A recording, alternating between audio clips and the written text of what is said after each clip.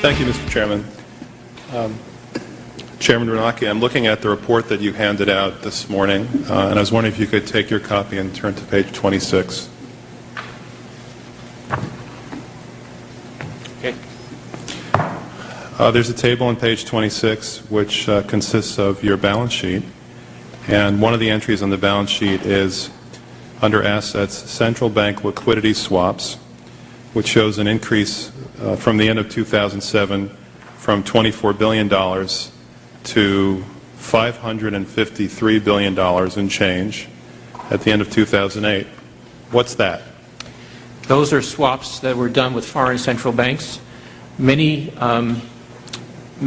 foreign banks are short dollars, and so they come into our markets looking for dollars and drive up interest rates and create volatility in our markets. What we have done is, with a number of major central banks, like the European Central Bank, for example, we swap our currency, dollars, for their currency, euros. They take the dollars, lend it out to the banks in their jurisdiction. That helps bring down interest rates in the global market for dollars. And meanwhile, we're not lending to those banks, we're lending to the central bank. The central bank is responsible for repaying us. So who got the money? To financial institutions in Europe and other countries. Which ones? I don't know. $500 billion, and you don't know who got the money? The loans go to the central banks, and they then put them out to their institutions to try to bring down short-term interest rates in dollar markets around the world. Well, let's start with which central banks got the money. There are 14 of them, which are listed I'm sure they're listed in here somewhere. All right. So who actually made that decision to hand out $1 trillion that way? $500 billion. Who made that decision? The Federal Open Market Committee. Okay. And was it done at one time or in a series of meetings? A series of meetings. And under what legal authority? We have a long-standing legal authority to do swaps with other central banks. It's not an emergency authority of any kind. Anything specific about it? Do you know my counsel says Section 14 of the Federal Reserve Act. All right. We actually looked at one of the arrangements, and one of the arrangements is $9 billion for New Zealand. That works out to $3,000 for every single person who lives in New Zealand. Seriously, wouldn't it have been better to extend that kind of credit to Americans rather than New Zealanders? It's not costing Americans anything. We're getting interest back, and it comes back. It's not at the cost of any American credit.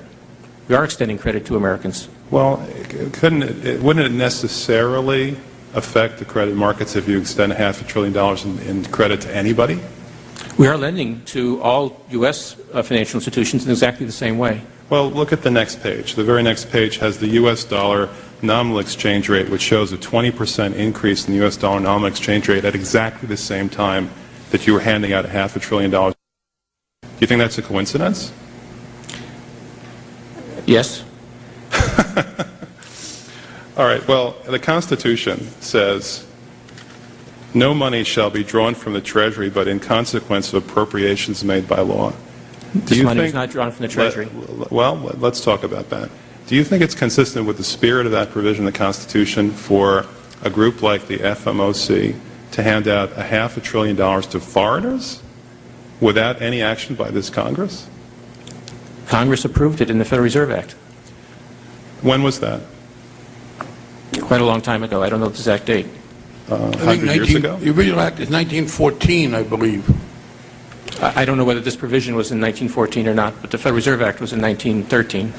All right. And at that time, the entire gross national product of this country was well under $500 billion, wasn't it?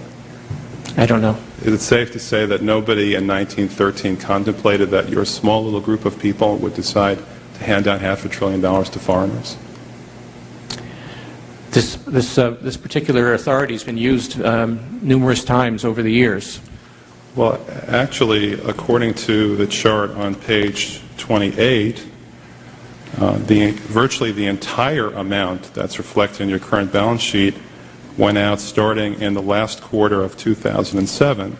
And before that, going back to the beginning of this chart, the amount of lending was zero to foreigners.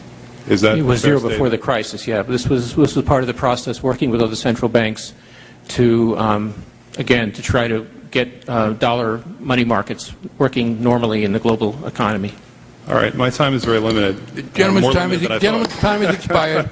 The gentleman Thank from New you, York. Mr. Chairman. Thank you very much, Mr. Chairman.